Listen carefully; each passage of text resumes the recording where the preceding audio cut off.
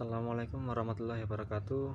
Perkenalkan, nama saya Fatku Nasrullah dari AKS 3H NIM 205221291, akan menjelaskan mengenai transaksi kerjasama. Salah satu prinsip ekonomi Islam adalah ajarannya yang bersifat menyeluruh. Islam sangat memperhatikan keberkahan dan kehalalan segala sesuatu, termasuk juga sumber dari harta yang dimiliki. Karena itulah ekonomi Islam hadir dan menjadi solusi untuk kegiatan bisnis yang lebih halal.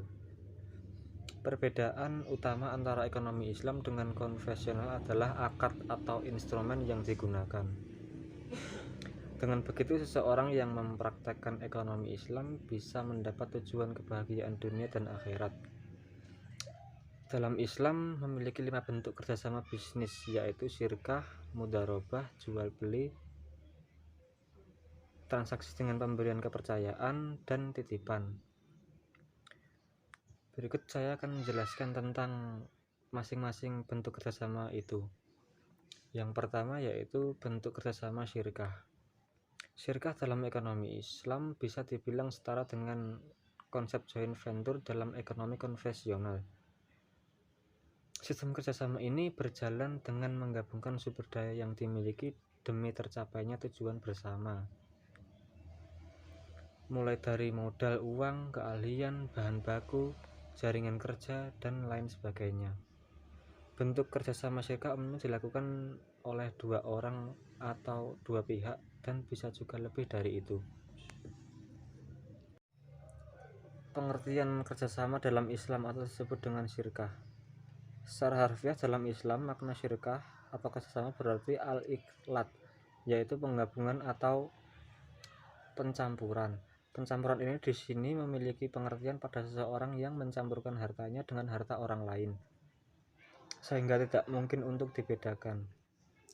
Menurut istilah, syirkah adalah kerjasama antara 2 orang atau lebih dalam hal permodalan, keterampilan, atau kepercayaan dalam usaha tertentu, dengan pembagian keuntungan berdasarkan kesepakatan bersama. Dalam bisnis syariah, kerjasama syirkah adalah kerjasama 2 orang atau lebih yang sepakat menggabungkan 2 atau lebih kekuatan atau aset modal, keahlian, dan tenaga untuk digunakan sebagai modal usaha. Misalnya perdagangan, agroindustri atau lainnya dengan tujuan mencari keuntungan. Lalu rukun syirkah merupakan sesuatu yang harus ada ketika syirkah itu berlangsung. Adapun rukun syirkah adalah sebagai berikut. Yang pertama yaitu zigot. Zigot itu ungkapan yang keluar dari masing-masing 2 pihak yang bertransaksi yang menunjukkan kehendak untuk melaksanakannya. Zigot terdiri dari ijab, atau dengan kata lain ungkapan penawaran melakukan perserikatan, dan qabul, yaitu ungkapan penerimaan perserikatan yang sah dengan semua hal yang menunjukkan maksud syirkah, baik berupa perbuatan maupun ucapan. Rukun yang kedua yaitu 2 pihak yang berakad. Disyaratkan bagi keduanya adanya kelayakan melakukan transaksi, yaitu dengan balik, berakal, pandai, dan tidak dicekal untuk membelanjakan harta. Rukun yang ketiga yaitu objek syirkah, yaitu modal pokok yang biasanya berupa harta maupun pekerjaan. Modal pokok syirkah harus ada dan diserahkan secara tunai, bukan dalam bentuk utang atau benda yang tidak diketahui, karena tidak dapat dijalankan sebagaimana yang menjadi tujuan syirkah, yaitu mendapat keuntungan. Lalu syarat-syarat syirkah. Syarat syirkah merupakan sesuatu hal penting yang harus ada sebelum dilaksanakannya syirkah. Apabila syarat tidak terwujud, maka transaksi syirkah batal. Adapun yang menjadi syarat syirkah adalah sebagai berikut. Yang pertama yaitu 2 pihak yang melakukan transaksi harus mempunyai kecakapan atau keahlian untuk mewakilkan dan menerima perwakilan. Demikian ini dapat terwujud apabila seseorang berstatus merdeka, balik, dan pandai. Hal ini karena masing-masing dari pihak itu posisinya sebagai mitra jika ditinjau dari segi adilnya, sehingga ia menjadi wakil mitranya dalam membelanjakan harta. Yang kedua yaitu modal syirkah yang diketahui. Lalu modal syirkah ada pada saat transaksi. Yang keempat, besarnya keuntungan diketahui dengan menjumlahan yang berlaku seperti setengah, seperempat, dan lain sebagainya. Yang lalu berakhirnya syirkah. Syirkah akan berakhir atau batal apabila terjadi hal-hal yang berikut ini. Yang pertama yaitu salah satu pihak membatalkannya meskipun tanpa persetujuan pihak yang lainnya, karena syirkah adalah akad yang terjadi atas rela sama rela dari kedua belah pihak yang tidak ada keharusan untuk dilaksanakannya apabila salah satu pihak tidak menginginkannya lagi. Maka hal ini menunjukkan pencabutan kerelaan syirkah oleh salah satu pihak. Yang kedua yaitu salah satu pihak kehilangan kecakapan untuk keahlian dalam mengelola harta, baik karena gila atau sebab yang lainnya. Yang ketiga, salah satu pihak meninggal dunia, tetapi jika yang bersyirkah lebih dari 2 orang, maka yang batal hanya yang meninggal dunia saja. Syirkah berjalan terus bagi anggota-anggota yang masih hidup. Apabila ahli waris yang meninggal kehendaki turut serta dalam syirkah tersebut, maka dilakukan perjanjian baru bagi ahli waris yang bersangkutan. Yang terakhir yaitu modal para anggota syirkah lenyap sebelum dibelanjakan atas nama syirkah. Apabila harta yang tidak bisa dipisahkan lagi, maka yang menanggung resiko adalah pemiliknya sendiri. Tetapi apabila modal lenyap setelah terjadi percampuran harta, maka hal ini menjadi resiko bersama. Macam-macam kerjasama atau syirkah. Syirkah dibagi menjadi 2 jenis yaitu sebagai berikut. Yang pertama yaitu syirkah amlak atau sukarela. Syirkah sukarela adalah kerjasama antara 2 orang atau lebih yang memiliki benda tanpa melalui akad syirkah.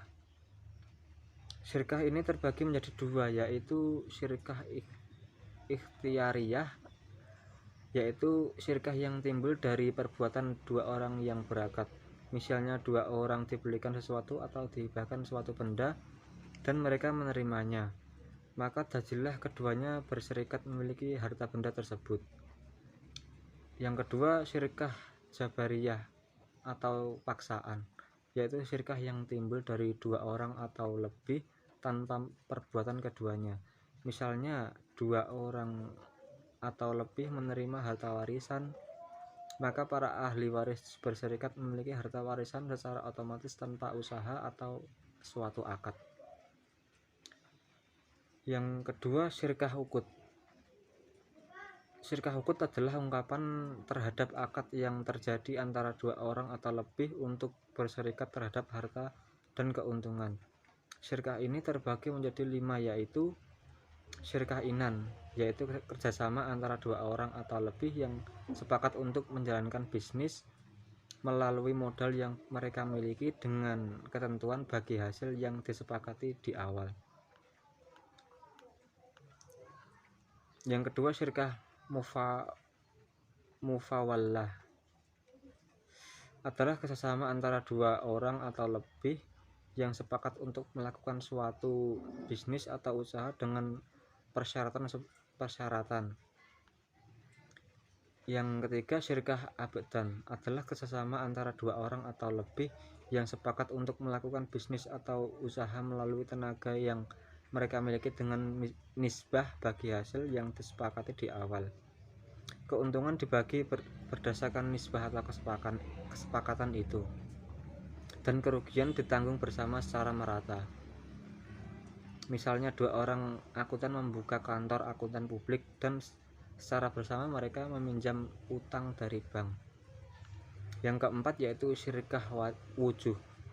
Syirkah wujuh adalah kerjasama antara dua orang atau lebih tanpa ada modal. Maksudnya yaitu dua orang atau lebih bekerja sama untuk membeli sesuatu tanpa modal, hanya berdasarkan kepada kepercayaan atas dasar keuntungan yang diperoleh dibagi antara sesama mereka.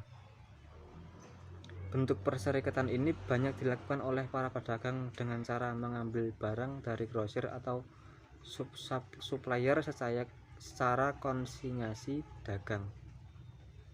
Yang kelima yaitu syirkah mudharabah, adalah kerjasama antara pemilik modal dan seorang pekerja untuk mengelola uang dari pemilik modal dalam suatu usaha tertentu. Dalam syirkah ini adalah satu pihak menjadi permodal dan pihak lain menjadi operator atau pekerja. Keuntungan dibagi sesuai dengan kesepakatan awal. Kerugiannya berupa uang ditanggung pemodal dan kerugian berupa tenaga ditanggung oleh operator atau pekerja yang bersangkutan.